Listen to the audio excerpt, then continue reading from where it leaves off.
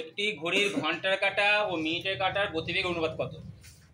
তাহলে প্রথম জানতে হবে ঘড়ির ঘন্টার কাঁটা 12 ঘন্টায় ঘোরে, ঘন্টার কাঁটা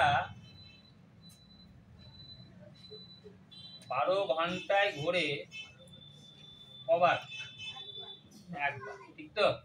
তাহলে ঘড়ির ঘন্টার কাঁটা 1 ঘন্টায় ঘোরে কতবার? 1/12 বার।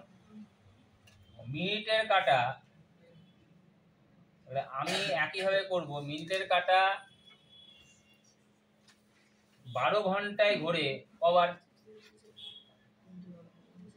ভালো করে বলো, 12 ঘন্টা কবার ঘুরবে? 1 ঘন্টায় কতবার ঘোরে? মিনিটের কাঁটা 1 ঘন্টা পুরোটা ঘুরলো একবার, 12 ঘন্টা কতবার ঘোরে? 12 বার। তাহলে মিনিটের কাঁটা 1 ঘন্টায় ঘোরে কবার? 12/12 মানে কত হয়? একবার। তাহলে বেরিয়ে গেল। অতএব তাহলে প্রতিটা ক্ষেত্রে আমি 1 ঘন্টা, এটাও 1 ঘন্টা বের করি, তাই না?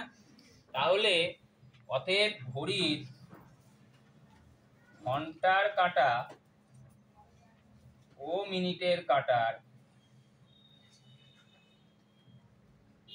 গতিবেগের অনুপাত কত হয় বলো?